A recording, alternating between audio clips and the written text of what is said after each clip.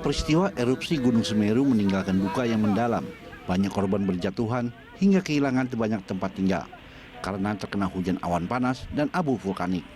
Banyak relawan yang diturunkan untuk menyalurkan bantuan berupa kendaraan, kebutuhan jasmani, dan tenda darurat ke lokasi yang terdampak erupsi Gunung Semeru. Badan Nasional Penanggulangan Bencana atau BNPB menyatakan sejauh ini diketahui sebanyak 22 orang meninggal dunia akibat erupsi Gunung Semeru di Kabupaten Lumajang, Jawa Timur. Sementara 27 orang lainnya masih dinyatakan hilang. PLT Kepala Pusat Data Informasi dan Komunikasi Kebencanaan BNPB, Abdul Muhari mengatakan dari jumlah korban jiwa sebanyak 8 orang teridentifikasi di Kecamatan Pronojiwo, sedangkan 7 lainnya di Kecamatan Candipuro. Pengecekan dan validasi data terus dilakukan untuk memastikan status korban tersebut. Pertama, hari ini Senin 6 Desember 2021, posko utama tanggap darurat sudah berdiri untuk melakukan koordinasi yang lebih baik dalam hal pendataan korban terdampak maupun untuk giat pencarian, penyelamatan, evakuasi, dan penanganan pengungsi. Malam ini juga jam 19.30 akan ada rapat koordinasi pertama di posko utama ini, di mana segenap stakeholder perwakilan kementerian lembaga baik dari pusat, pemerintah provinsi maupun perwakilan lembaga, organisasi, relawan, dan lain-lain akan segera berkoordinasi untuk menentukan siapa berbuat apa, di mana, kapan, sehingga proses giat kita di lapangan lebih terkoordinir. Dan dari update data pukul 17.30 waktu Indonesia Barat, jumlah korban meninggal yang dilaporkan oleh Pusdalop BNPB itu 22 orang. Di Kecamatan Pronojiwo 14 orang, kemudian di Candipuro 8 orang. 14 orang meninggal dunia di Pronojiwo, itu masih ada 5 orang yang belum teridentifikasi. 2 orang itu ada di RSUD Pasirian, dan 3 orang lainnya itu ditemukan di RT 16 RW 5 Curah Kobokan jam 14.15 waktu Indonesia Barat tadi. Muhari menyebut posko pemantau tetap melakukan operasi pencarian dan pertolongan terhadap kemungkinan warga yang menjadi korban awan panas Gunung Semeru. Sebanyak 5.205 jiwa terdampak erupsi Semeru. Selain berdampak pada korban jiwa, awan panas guguran juga merusak sektor pemukiman dan infrastruktur di beberapa kecamatan di Kabupaten Lumajang. Data sementara menyebutkan rumah terdampak berjumlah 2.970 unit. Fasilitas terdampak langsung 38 unit. Jembatan putus 1 unit, yakni Geledak Perak, yang berada di Desa Curah Kobokan, penghubung antara Lumajang dan Malang. Tim Liputan Berita 1. Pemirsa, bersatu pulihkan dampak Semeru. Itulah Morning Talk kita pagi ini, dan untuk membahasnya kita telah terhubung dengan Abdul Muhari, PLT Kepala Pusat Data Informasi dan Komunikasi Kebencanaan BNPB. Selamat pagi, Pak Abdul, apa kabar? Alhamdulillah baik-baik. Oke, Pak Abdul, saat ini sepertinya recovery telah difokuskan ya, atau kita berharap tidak ada bencana susulan, dan saat ini BNPB dan juga pihak lainnya bisa fokus untuk membantu apa saja yang dibutuhkan oleh masyarakat terdampak di sana. Tetapi kira-kira saat ini apa saja yang saat ini tengah menjadi fokus BNPB dan juga tim-tim untuk melakukan recovery di sana? Iya, saat ini tentu saja 2 hal masih menjadi prioritas kita. Yang pertama, pencarian korban, karena dari data terakhir tadi malam jam 22.00 waktu Indonesia Barat, jumlah korban meninggal 22 orang, korban hilang itu masih ada 22 orang, sehingga kami berkoordinasi dengan Basarnas yang menyebutkan bahwa tetap upaya pencarian akan menjadi fokus prioritas tim di lapangan, di 3 tempat, Kampung Renteng, Dusun Cirakobokan, dan daerah sekitar penggalian atau penambangan pasir. Bersamaan dengan itu, paralel tentu saja penanganan pengungsi, karena per pagi ini jumlah pengungsi itu bertambah. Dari tadi malam kami laporkan sebanyak 2.004 orang. Saat ini dari laporan pukul 6.30 waktu Indonesia Barat itu 3.673 orang. Jadi tentu saja ini menjadi prioritas kita sebagaimana arahan Bapak Presiden yang disampaikan Bapak Kepala BNPB, Lejen TNI Suharyanto, bahwa pemenuhan hak-hak dasar dari masyarakat terdampak khususnya yang ada di pengungsian ini adalah prioritas kita. Kondisinya tentu saja tidak nyaman, tetapi kita mengutamakan kebutuhan dasar, selimut, permakanan, tentu saja logistik dasar, bantal dan lain-lain itu bisa kita penuhi. Oke, ada penambahan yang cukup signifikan ya untuk pengungsi tercatat pada hari ini, tapi saya ingin tahu dulu untuk proses pencarian di lapangan, kendala-kendala apa saja Pak Abdul yang ditemui? Ya, untuk kendala di lapangan, koordinasi kami dengan Basarnas menyampaikan untuk personil dan perangkat sepertinya sudah tidak ada kendala. Personil dirasa cukup, perangkat juga cukup, bantuan TNI, Polri, PMI, PUPR untuk dukungan alat berat dan lain-lain itu cukup. Hanya kita berdoa supaya cuaca bisa mendukung pencarian korban, karena kita ketahui kemarin siang terjadi hujan deras yang kemudian menghentikan proses pencarian, karena jika terjadi hujan di kondisi dan di lokasi yang masih ada tutupan guguran awan panas, itu juga bisa membahayakan bagi tim pencari. Jadi kita berdoa supaya cuaca yang mendukung operasi pencarian. Personil dan perangkat kita rasa cukup. Cuaca ini kan sesuatu yang sebetulnya kan tidak bisa diprediksi, tapi kalau dari catatan mungkin berkoordinasi dengan BMKG, kira-kira untuk beberapa hari ke depan dari masa pemulihan di lapangan nanti, apakah cuaca memang cenderung mendukung atau bagaimana, Pak Abdul? Ya, kami selalu berkoordinasi dengan BMKG dan memang untuk prediksi cuaca disampaikan oleh BMKG masih ada peluang hujan sampai 2-3 hari ke depan, mulai dari intensitas sedang hingga tinggi. Karena posisi kita saat ini sudah mulai masuk di musim hujan, dan kita mengetahui bersama beberapa waktu yang lalu sebelum bencana erupsi Semeru ini, kita secara nasional sedang bersiap untuk menghadapi puncak musim hujan bersamaan dengan dampak La Nina. Jadi ini menjadi tantangan, tetapi kita harapkan tentu saja tidak terlalu mengganggu operasi pencarian dan penyelamatan korban. Untuk para pengungsi sendiri, apakah selama ini untuk proses evakuasi sendiri ditemui kendala bahwa masyarakat mungkin ada yang ingin bertahan di tempat, atau bagaimana kondisi dalam proses evakuasinya, Pak Abdul?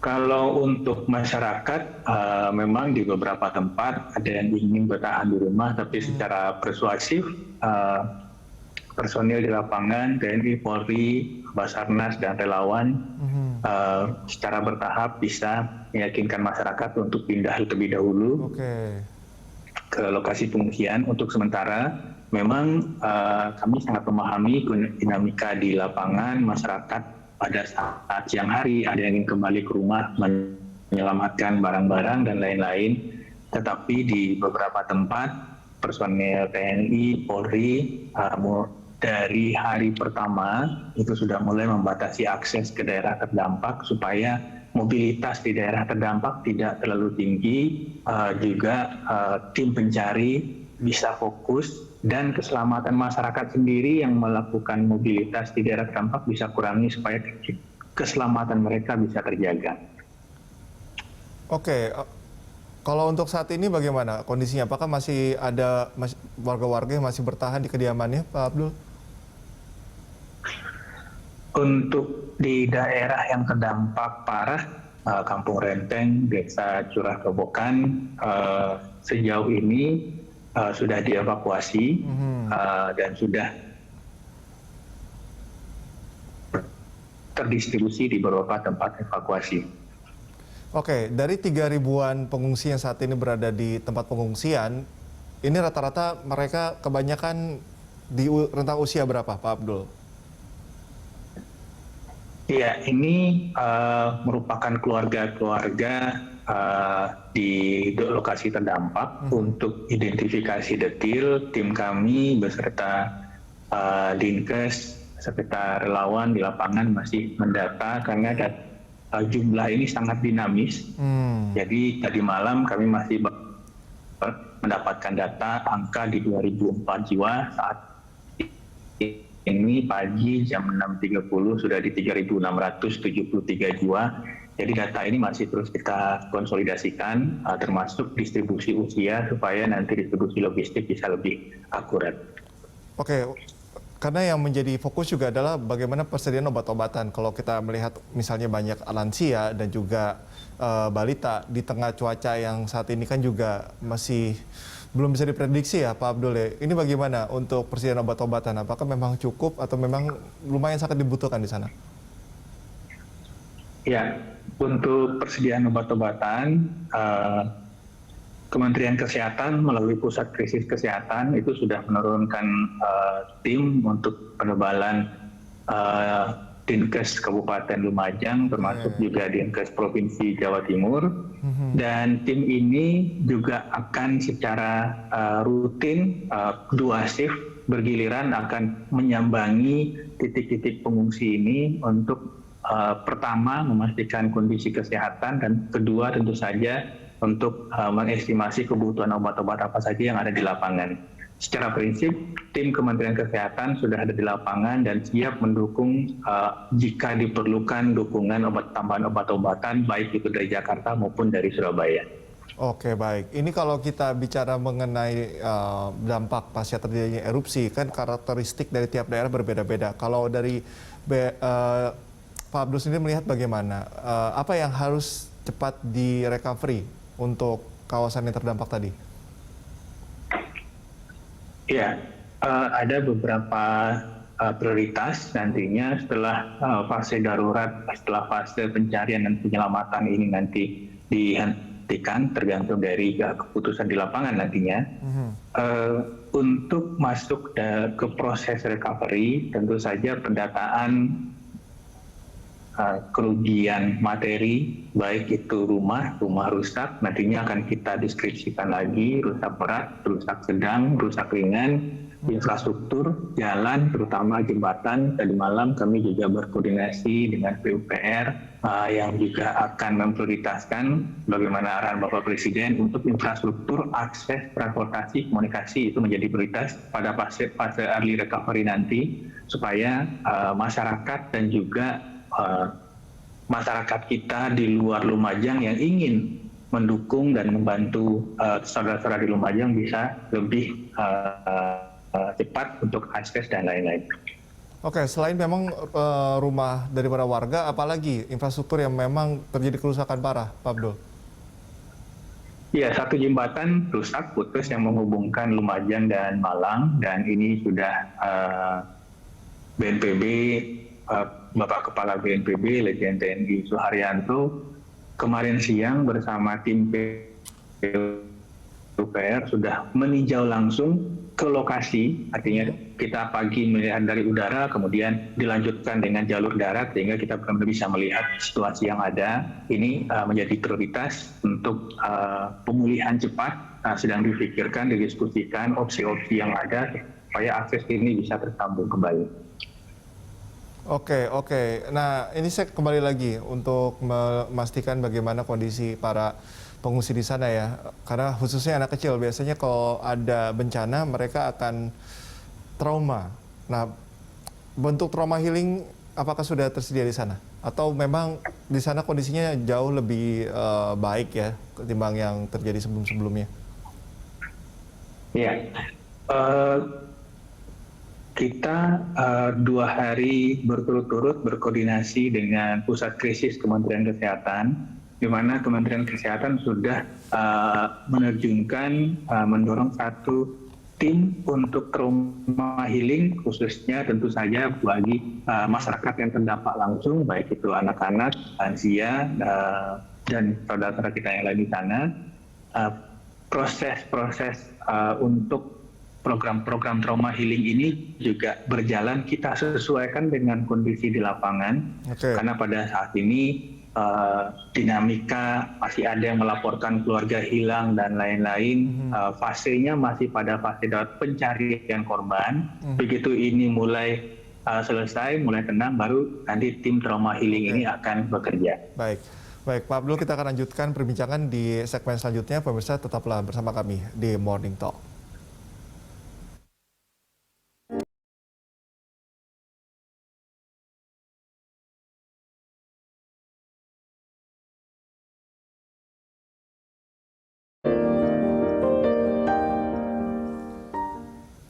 Kita lanjutkan perbincangan pemirsa. Pak Abdul, yang kami ketahui, koreksi kalau saya salah, akan ada dana tunggu misalnya ini untuk memberikan atau memperbaiki hunian untuk para warga atau korban terdampak dari erupsi Gunung Semeru ini.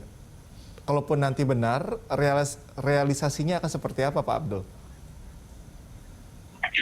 Iya, dari hasil peninjauan kondisi daerah terdampak yang dilihat kemarin dari Bapak Kepala BNPB melalui heli yang di-standby-kan oleh BNPB di Lumajang, kita melihat bahwa ada perubahan-perubahan pola aliran lahar dan daerah terdampak yang sangat luas, sehingga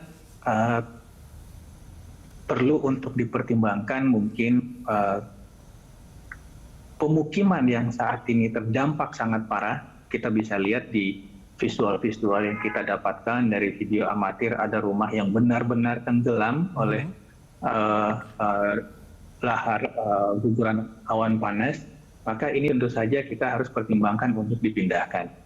Nah, proses pemindahan ini tentu saja membutuhkan perencanaan lokasi yang benar-benar kita bisa jamin aman untuk kondisi-kondisi berikutnya. Dan ini butuh waktu.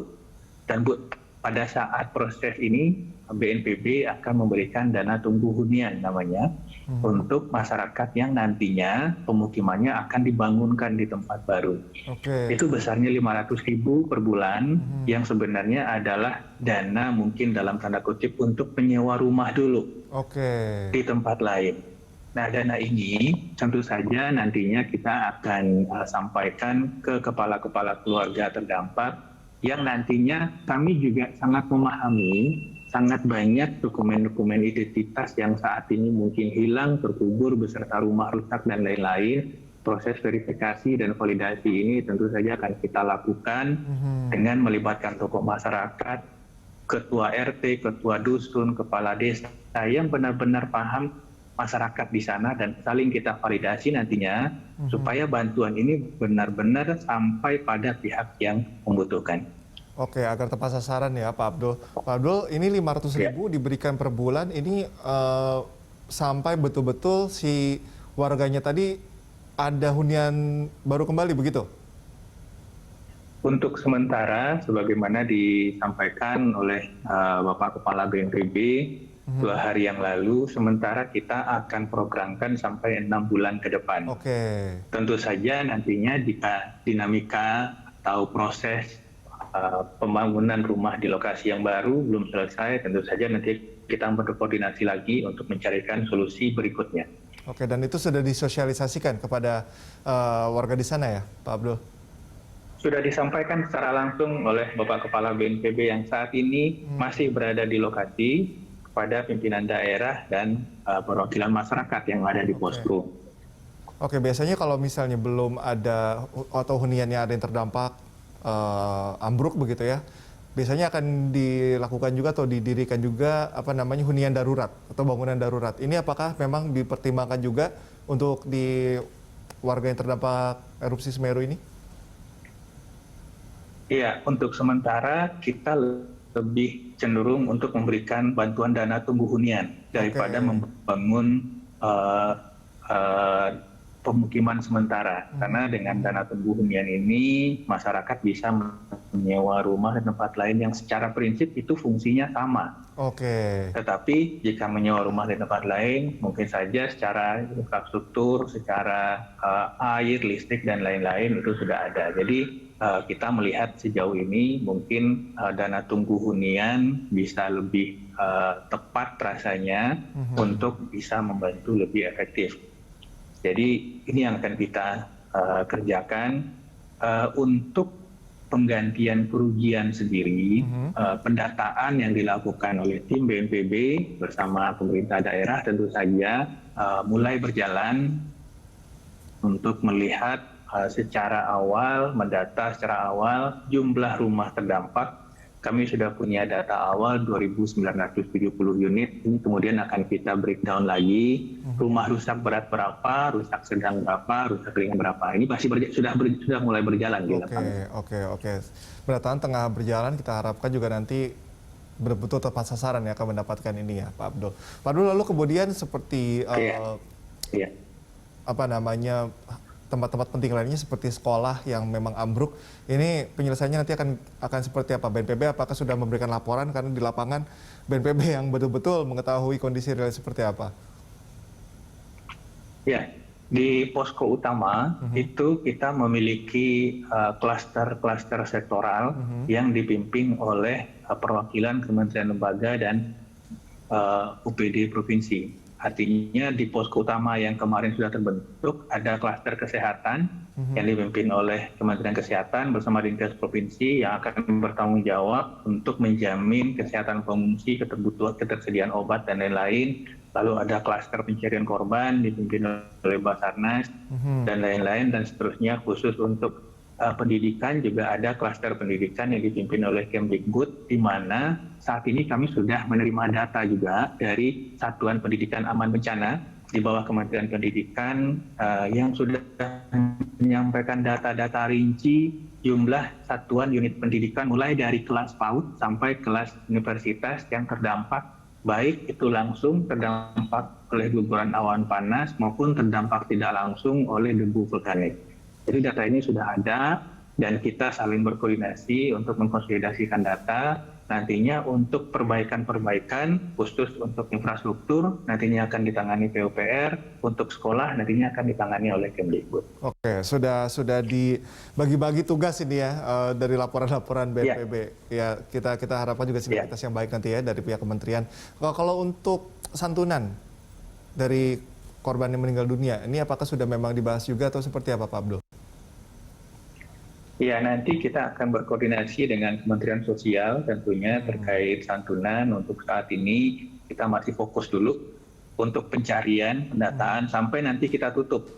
Jadi setelah kita tutup pencarian korban ini, kita bisa kunci jumlah korban meninggal, korban hilang berapa, itu nanti baru kita akan bicara santunan.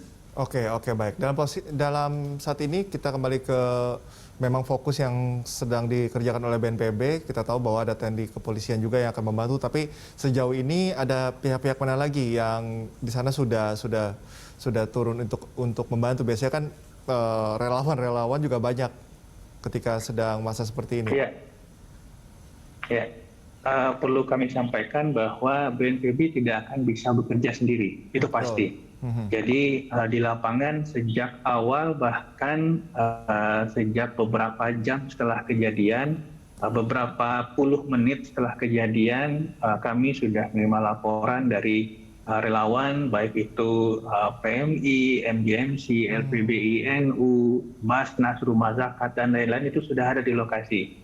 Termasuk tentunya yang sama-sama kita banggakan, TNI, Polri, Basarnas, dan lain-lain. Jadi ini benar-benar kerja bersama, kolaborasi semua pihak untuk meringankan beban saudara kita di Lumajang. Oke, artinya tim sudah komplit dan juga peralatan juga sudah maksimal begitu ya. Dan kalau pencarian sendiri, apakah memang sudah dibatasi, apa memang ada perluasan pencarian lagi? Ya, proses pencarian ini bergantung pada laporan dari anggota keluarga yang menyampaikan adanya keluarga yang belum ditemukan. Jadi selama laporan ini masih ada, mungkin nanti pastinya ada batasan waktunya. Tetapi saat ini dari Basarnas, dari TNI Polri tetap menjadi prioritas pencarian korban selama laporan yang kita terima di posko utama itu masih ada. Posisinya terakhir seperti tadi kami sampaikan, per malam tadi pukul 20 waktu Indonesia Barat itu masih ada 22 korban yang dilaporkan hilang. Jadi ini masih kita fokuskan untuk dilakukan pencarian. Oke, baik Pak Abdul, saya juga harapkan kesehatan semua untuk tim yang bertugas di sana, BNPB juga diberikan kesehatan dan juga terus semangat untuk bertugas di sana. Terima kasih Pak Abdul atas kesediaan waktunya dan juga sudah memberikan informasi kepada kami. Baik, terima kasih Pak Atika. Terima kasih. Dan pemirsa, jangan kemana-mana, usai jeda, Good Morning Jakarta akan kembali dengan informasi menarik lainnya. Tetaplah bersama kami.